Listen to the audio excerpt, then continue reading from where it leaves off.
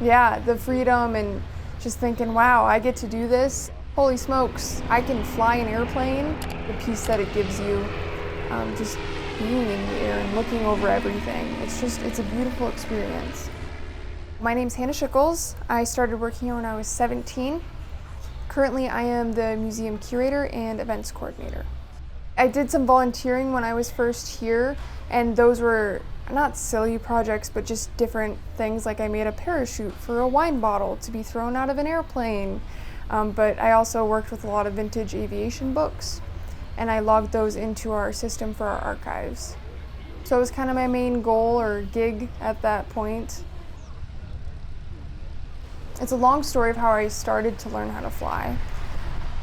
I started here and I didn't know anything about airplanes.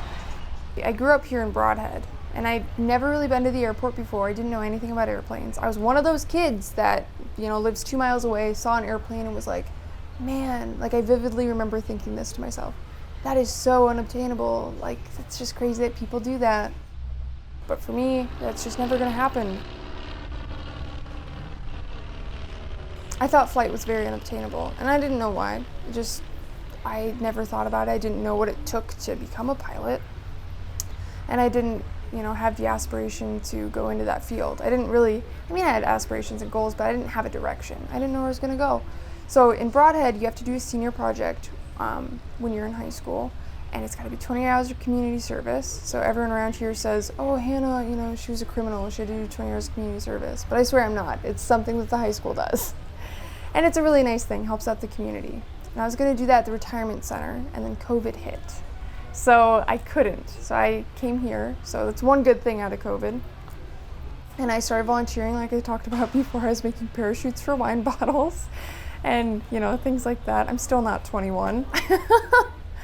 And just having a bunch of fun. And I clicked with people here. They gave me my first ride in the 1932 12W behind you. I sat down in that seat and I was like, this is what I want to do. I just knew that aviation was going to be a part of my life. And then as I continued my work here, I networked and met a bunch of people, a community of people. I learned a lot from, those people that were willing to let me bend their ear for sometimes hours at a time. And I met the instructor that taught me. His name's Elroy Hilbert. He taught me in Rockford, Illinois, in a 1945 Aeronca Champ. And that was a lot of fun. Getting to learn in a tailwheel airplane was something that I wanted to do, because when I started here, I thought everyone had to have their tailwheel endorsement because I only knew this kind of aircraft. I only really know this kind of aircraft. I'll go places with family and they're like, well, you're the airplane nerd now, what's that? And I'm like, I don't know, it's not between 1920 and 1940, so. And even then, sometimes I get stumped. There's so much to learn. So I started October of 21, my flight training, and I went to ground school, and I flight trained at least once a week. I budgeted because it is expensive, but where there is a will, there is a way. And I figured out if I could do 1 hour of flight training and pay all my bills and drive there and everything, I would make a surplus of $4 a week. I told my flight instructor this and it cracked him up. And I shortly found out that he had a Luscombe project that he needed the wings recovered. And I kind of talked my way through it. I had done some covering things. I'd covered some tail feathers for a bird biplane, but I'd never covered wings. And I told him, I'll cover your wings. I know fabric. I'll cover your wings. I've done it before. So he said, yeah, and that's how I got my license. We traded time. So for every hour of flight training, it was 2 hours of labor on his airplane. So I finally finished those wings, and for this summer actually he's letting me borrow his Aeronca Chief 1938, and I've flown the heck out of it, flying everywhere. I'm just having a great time. I'm sharing the passion of aviation, paying it forward, giving people a bunch of rides, because I know when I didn't have a pilot's license, people gave me a bunch of rides. But August 25th of 22 I got my license, so a little less than a year I got it done.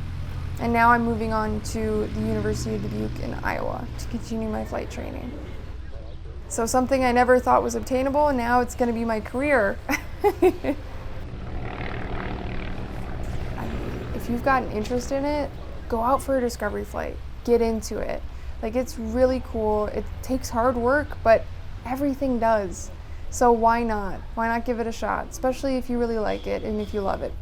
The aviation community is just so kind and caring and honest, you know, and they'll pass on that information to the next generation, because I'm sure as you've noticed walking around here, there's not a lot of younger people. There's kind of a generational gap there, maybe a couple generations, especially in general aviation.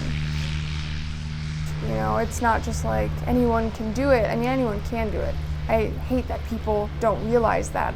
People walk into this museum and I'm like, oh, do you fly? And they're like, me? No, I don't fly. And I'm like, why not? You know, it's not unobtainable. If you want it, you can get it.